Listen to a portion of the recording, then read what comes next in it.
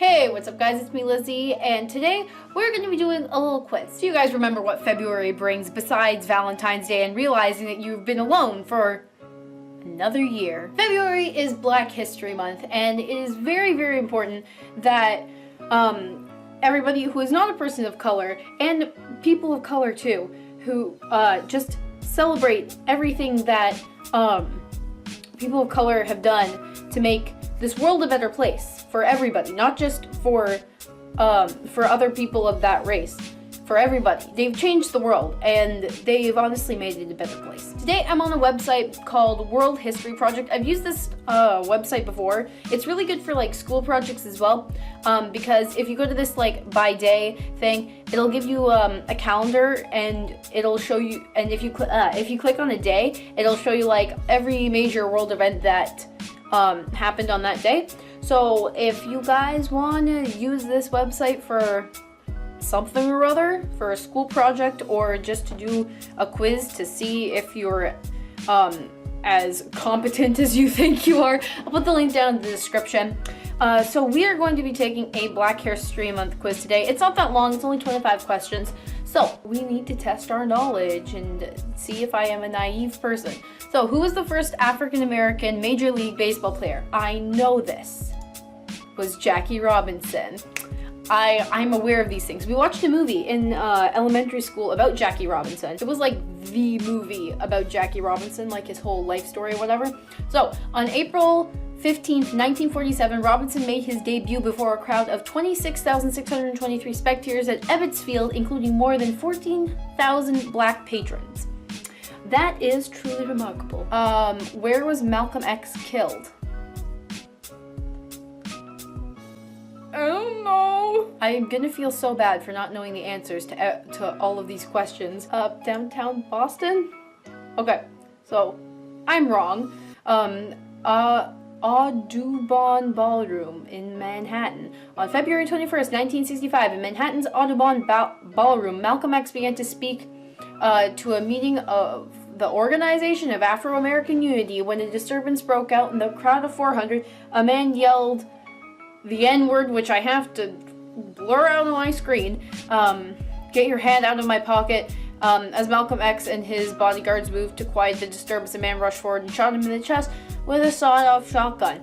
That is not good. It's like a little history lesson for you, this video. The fact that racism still exists today, it doesn't surprise me. It just makes me feel so poorly about the world that we live in. It makes, like, it's honestly not a very friendly world to live in. When you think about it, this video might get depressing, but you never know. Let's continue. Where was the first sit-in at a segregated lunch counter? Where was the first, okay, I don't really know what that means, sit-in. Problem is, these are all southern states, and I don't feel like, I don't know what does a sit-in mean? Because I don't feel like a southern state would. Let's go to North Carolina. Oh, okay. At long last, after decades of acceptance, 4 freshman students at North Carolina A&T went into Woolworth, Greensboro, North Carolina, and ate lunch at the lunch counter they sat in. Okay, I'm not really sure what it means, but power to you. Oh, okay, so basically, at this diner, these 4 students, these 4 black students sat on these chairs that were only meant for white people, and they did that. They rebelled against the man. Good for you. At its height, what was the slave population in the US? A lot. I want to say about 2 million, but I'm probably wrong. It was about 4 million. The slave population in the US has grown to 4 million, but had grown to 4 million by the 1860 census. I don't think many people realize, including myself, I didn't realize this, like just how many people were in slavery, like how many people got their lives taken away from them because they were put into slavery.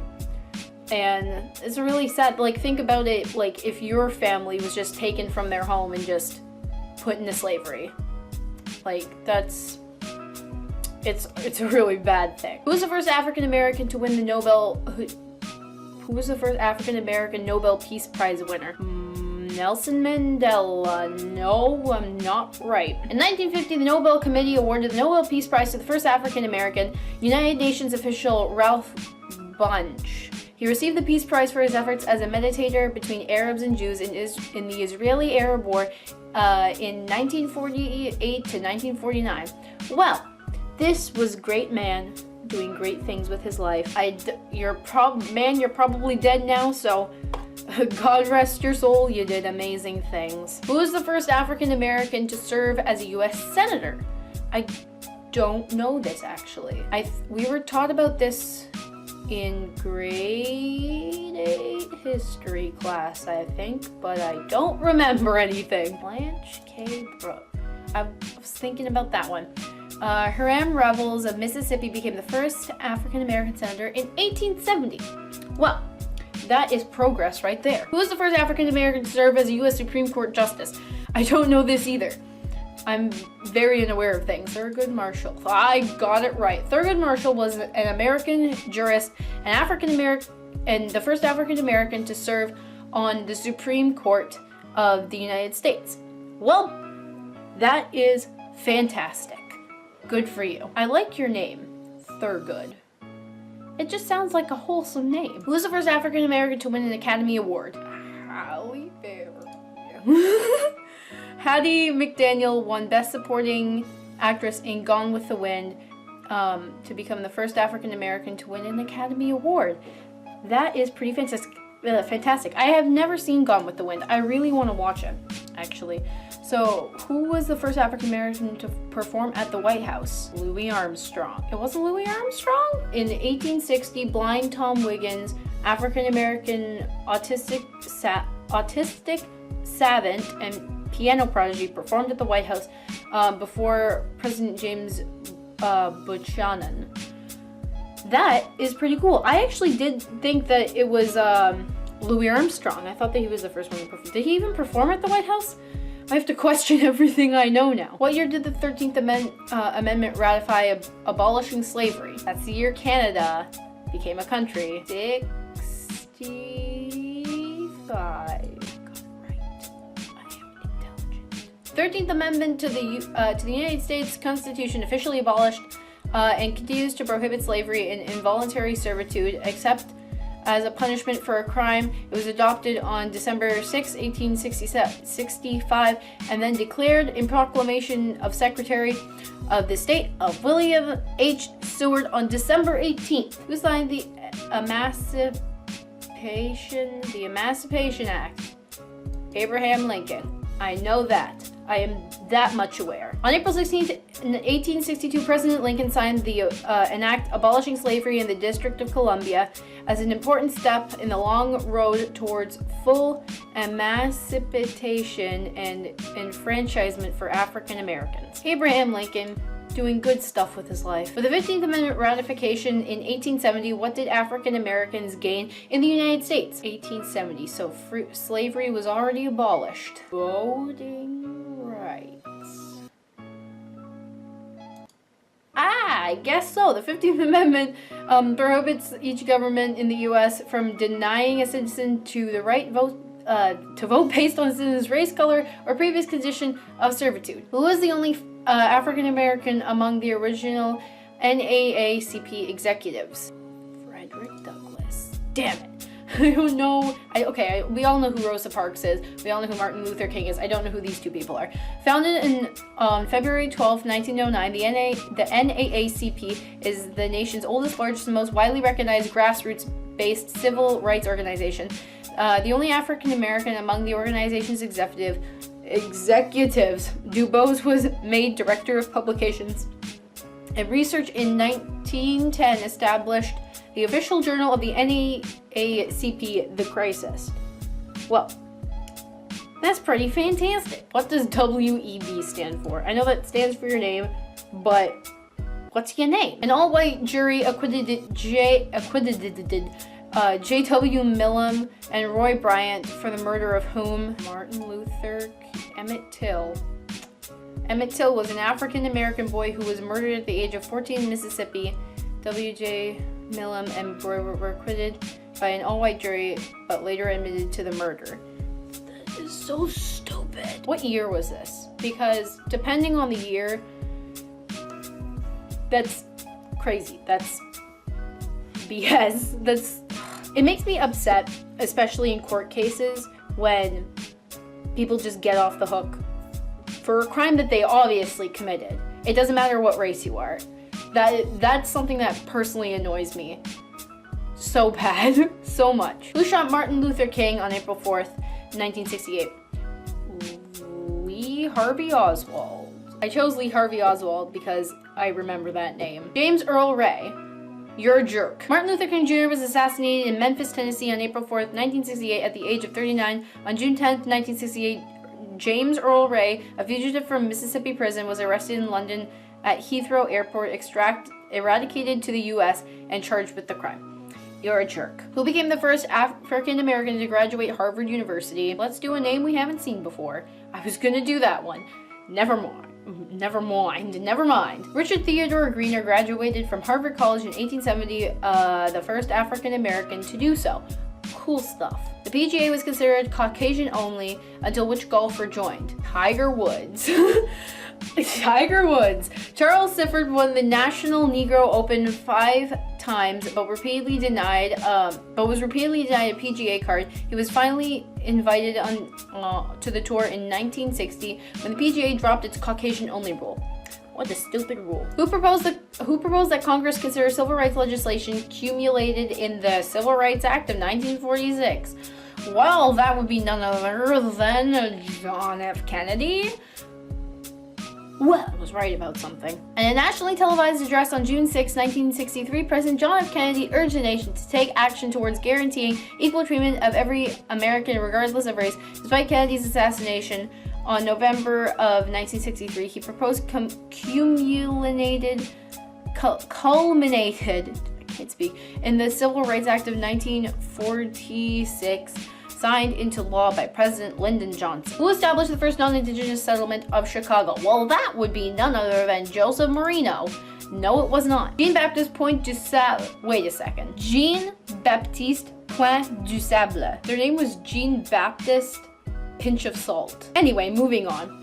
First arrived to the western shores of Lake Michigan about 1779, where he built the first permanent non-Indigenous settlement at the mouth of the river just east of President Michigan Avenue Bridge at the North Bank. Who broke 3 track and field world records in 45 minutes in Ohio State? Carl Lewis. Not at all. Owen's greatest achievement came from the span of 45 minutes on May 25th, 1935 at the Big Ten meet in Ann Arbor, Michigan, where he broke 3 world records at tied a 4th. Sarah Goode was the first African American woman to receive a patent. What did she invent? Well, good old Sarah Goode invented none other than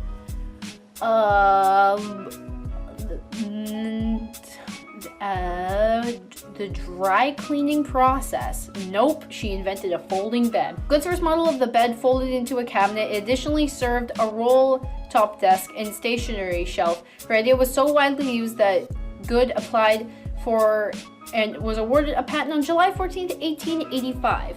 That's pretty cool. And now they have now they have stuff like this. That's like craziness, and it probably just originated from her idea. That is really cool. If you have a fold-out bed, just remember, Sarah Goode. You wouldn't have that bed without her. Robert Henry Lawrence Jr. was the first African American to become what? Well, he was the first African American to become a policeman. Obviously. In June 1967, Robert Henry Lawrence Jr. was named the first African American astronaut, though he never made it into space. Well, you know, that's a bit sad that he never made it into space, but you know what? He was an astronaut, and that is what counts. Before it became Black History Month, what was the observance of Black History called? I believe it was called Negro History Week. It wasn't Freedom Day, it wasn't Slave History Week, because that would be very inappropriate to call it. And and I think it was a week, it wasn't a day. There you go. Black History Month originated in 1926 by Carter Godwin Woodson as Negro History Week. February was chosen to honor the births of Frederick Douglass and Abraham Lincoln. What was the first African American owned and operated newspaper? Well, it was obviously Freedom's Journal. Duh. Freedom's Journal was the first African American owned and operated newspaper published in the United States, published weekly in New York City from the 16th of March 1827 to the 20th of March 1829. All the ones that I'm getting right, I'm just guessing, but you know what? That's okay, because I'm learning. And the last question, who is considered to be the father of Black history? Well, it's none other than Carter G. Woodson, like you just said. Carter Godwin Woodson was one of the first scholars to value the study of Black history. Founder of Journal of Negro History, Dr. Woodson is known as the father of Black history. My results. I am a history enthusiast. Not bad, you show promise, but you still got some work to do to make the bowl team, kid. I don't take football humor.